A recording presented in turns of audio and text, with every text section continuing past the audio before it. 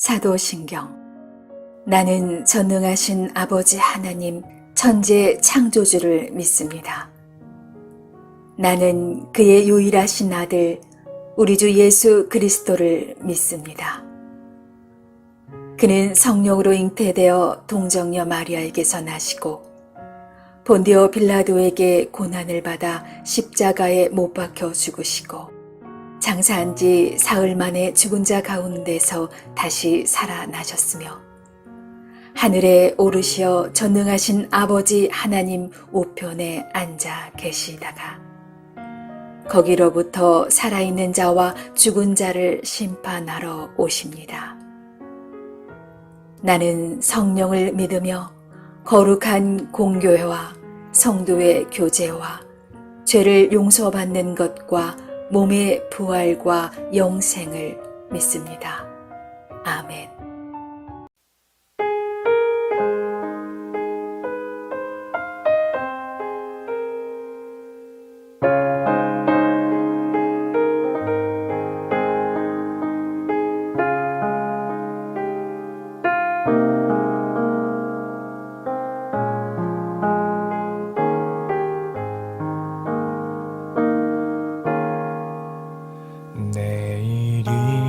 내일은 난 몰라요. 하루하루 살아요. 불행이나 요행함도 내 뜻대로 못해요. 험한 이 길 가고 가도 끝은 없고 고네요. 주님 예수 발레미사 내 손 잡아주소서.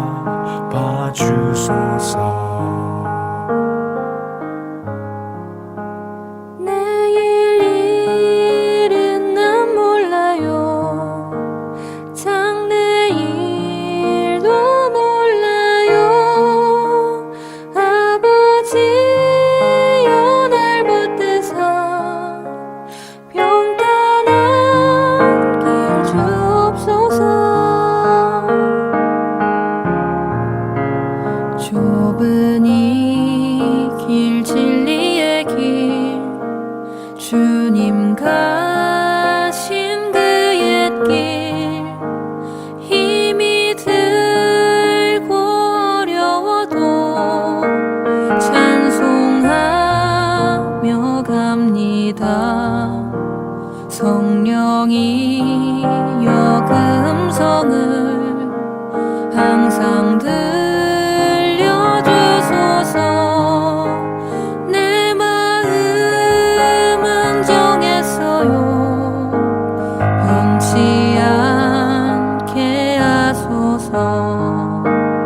내일 일은 난 몰라요. 장래일도 몰라요. 아버지여 날 붙드사 평탄한 길 주옵소서. 내일 일은 난 몰라요. 장래일도 몰라요. 아버지여 아버지여 주신 소명 이루소서.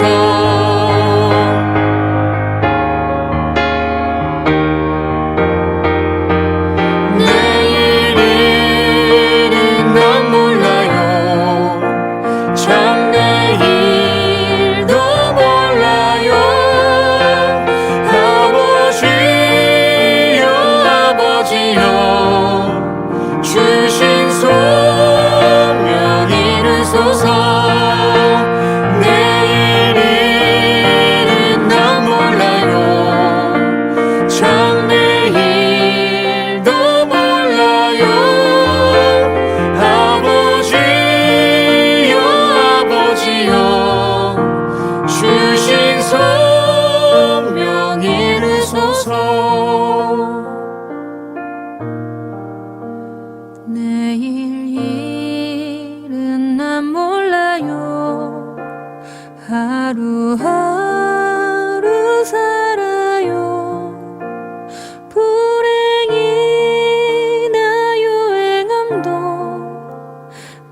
뜻대로 못해요. 험하니 길 가고 가도 끝은 없고 고네요. 주님 예수 발레미사 내 손 잡아주소서.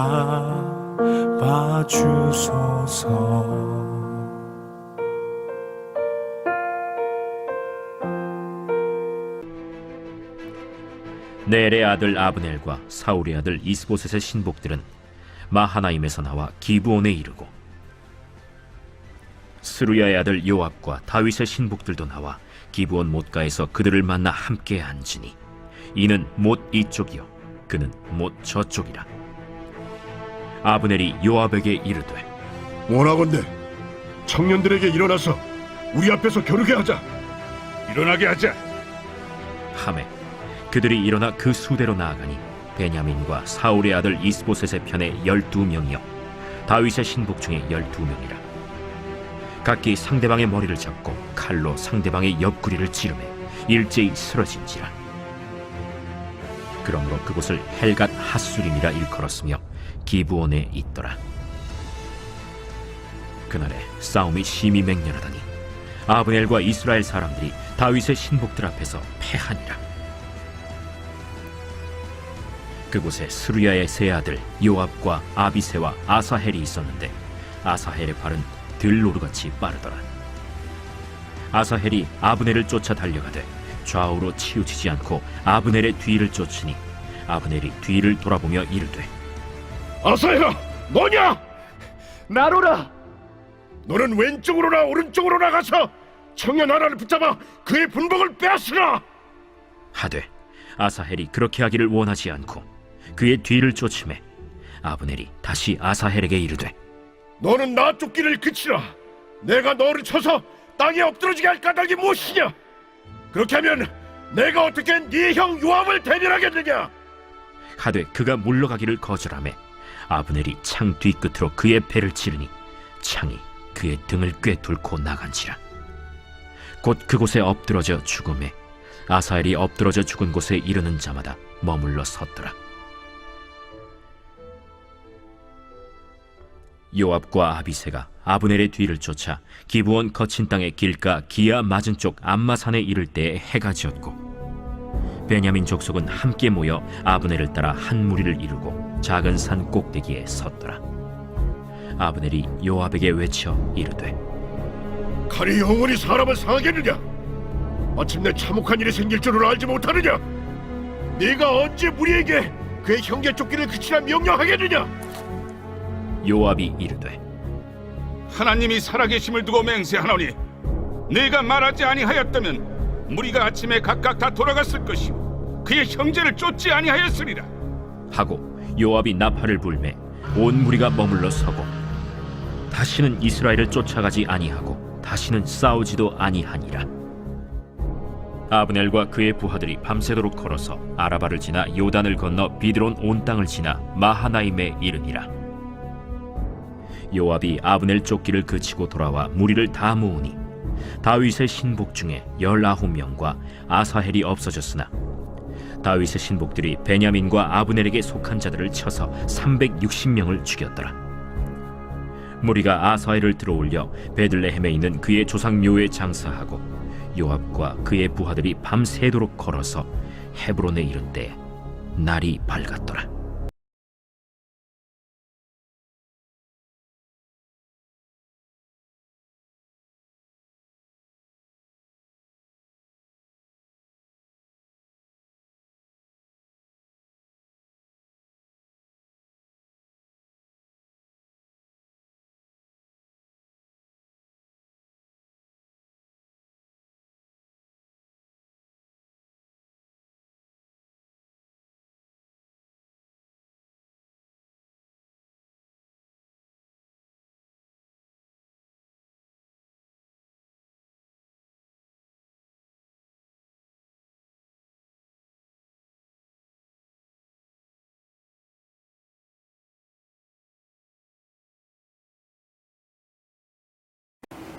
샬롬.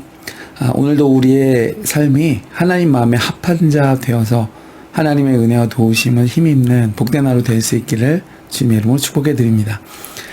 블레셋과의 전투에서 이 사울 왕이 전사했을 때 당시 군대 장관이었던 아브넬이라는 사람이 사울 왕의 아들 이스보셋을 후임 왕으로 세우고 마하나임이라는 지역으로 옮겨가서 계속 이스라엘을 다스렸습니다. 이때 다윗은 하나님의 뜻을 물어서 예루살렘 인근에 있는 헤브론 성으로 가서 그곳에 유다 족속의 왕이 되어 있던 때였습니다. 그래서 이 시기를 보면 이스보셋이 사울의 뒤를 이어 이스라엘의 왕이 되어 통치한 약 2년여 가는 다윗이 헤브론에서 유다 족속의 왕이 되어서 약 7년여간 다스리는 그 마지막 후반기에 해당하는 시기였습니다. 오늘 말씀에서는 사울의 남은 세력들과 그리고 새로운 세력인 이 다윗과 유다 족속이 서로 미래를 놓고 결전을 벌이고 있습니다. 여기에 오늘 말씀을 읽어보면은 넬의 아들 아브넬 그리고 스루야의 아들 요압이라는 이 인물들은 양쪽 진영의 군대 장관이었습니다. 그래서 서로 이제 이 겨루어서 다윗의 군대가 큰 승리를 거두게 되었습니다. 근데 오늘 말씀을 읽어보면 이 다윗은 유다 족속의 왕이었지만 당시로서는 이스라엘 12지파 중에서 단 한 개 지파의 왕에 불과했습니다. 그리고 이스보셋은 이스라엘의 초대 왕이었던 사울의 공식적인 후계자로서 남은 11개 지파의 왕이었습니다. 그래서 이것을 놓고 보면 다윗이 온 이스라엘의 왕이 될 가능성은 희박했습니다. 만약 다윗이 이스보셋과 싸워서 억지로 이스라엘 전체의 왕이 되려 했다면 많은 희생이 있었을 것이고 또 군사력도 불리하고 정통성도 사울 왕조에 있었기 때문에 어찌 보면 다윗은 반란 세력에 불과했습니다. 아마 백성들의 신뢰와 마음을 얻기도 힘들었을 것입니다. 그랬기 때문에 이 다윗은 유다 족속의 왕이 되고 나서도 온 이스라엘의 왕이 되기까지 7년여의 시간을 인내심 있게 기다렸고 그 기다림 끝에 오늘 이 전투를 통해서 이제 이 사울의 후계인 이스보셋의 그 세력이 약화되는 기회를 그가 붙들게 되었던 것입니다. 오늘 말씀에 이 아브넬이 이끄는 군대가 먼저 공격을 시도했습니다. 그러나 결과는 다윗의 승리로 끝나게 되었고 이후로 이 이스보셋의 세력은 점점 약해졌지만 다윗은 온 이스라엘의 왕이 될 기반을 바로 여기서 마련하게 되는 것입니다. 정말 절묘하고 아이러니하죠. 그러니까 우연인 것 같은 이 흐름 속에 숨겨져 있는 하나님의 섭리는 과연 무엇일까요? 그것은 다윗은 하나님의 약속을 기다릴 줄 아는 사람이었다는 것입니다. 자신의 힘과 실력으로 싸워서 충분히 어떤 것을 성취할 수 있을 것 같은 때에도 무리하게 시도하지 않고 하나님의 일하심을 그가 기다렸습니다. 하나님이 약속하셨기 때문에 분명히 이루어질 것을 그가 믿었기 때문이죠. 이처럼 하나님의 약속이 성취되기를 기다리는 것은 여러분 믿음으로만 가능합니다. 반면에 이 사울 왕은 제사장을 기다리지 않고 자신이 제사를 드리고 전쟁을 하러 나갔고 결국 그것은 하나님의 버림받는 원인이 되었습니다.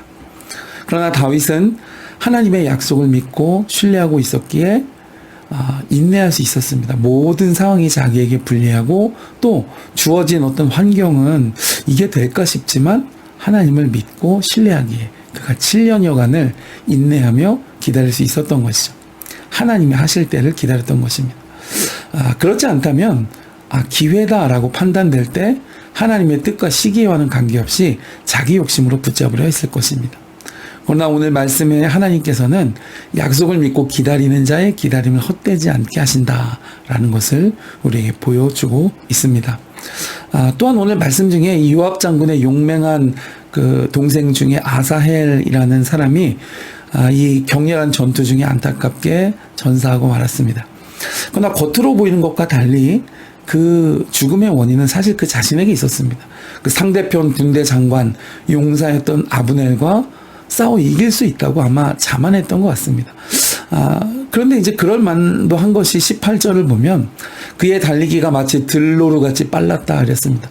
그러니까 자기 실력을 아마 과신하고 자신만만했던 것이죠. 그러니까 어찌 보면 자신의 장점이 그를 교만하게 만들었고 오히려 죽음으로 몰고 갔던 것입니다. 마지막은 그가 오직 눈앞의 목표에만 몰두했기 때문입니다. 그러니까 아브넬만 죽이면 전쟁이 끝나리라 생각했던 것이죠. 하나님의 계획과 하나님의 일하심과는 관계없이. 그래서 너 따라오다 죽는다라고 하는 이 경고와 상황을 무시했습니다. 그러다 오히려 불리한 상황에 빠졌고 그 자신이 결국 목숨을 잃고 말았습니다. 이런 것들을 보면 오늘 다윗은 자신의 실력으로 도전해 볼 수 있음직함에도 하나님의 약속을 믿고 신뢰하며 7년여간 하나님의 때를 기다렸지만, 그러나 방금 이 아사엘이라는 사람은 자신의 능력과 판단을 믿고 또 자신의 생각을 신뢰하고 경고를 무시하다가 생을 마감하고 말았습니다. 이런 것을 성경은 강팍함이라고 부릅니다. 우리는 성경의 경고와 또 마음의 찔림, 또 감동과 은혜를 무시하는 삶을 살게 되면 결국은 욕심과 자만에 이끌릴 수밖에 없고 결국 그 길의 끝은 실패하는 인생이 되고 마는 것입니다. 여러분, 오늘 하루 이 다윗처럼 하나님의 인도하심을 믿고 신뢰하면서 인내하고 주님의 일하심을 믿음의 눈으로 바라볼 수 있는 복된 성도 다 되실 수 있기를 주님의 이름으로 축복해 드립니다.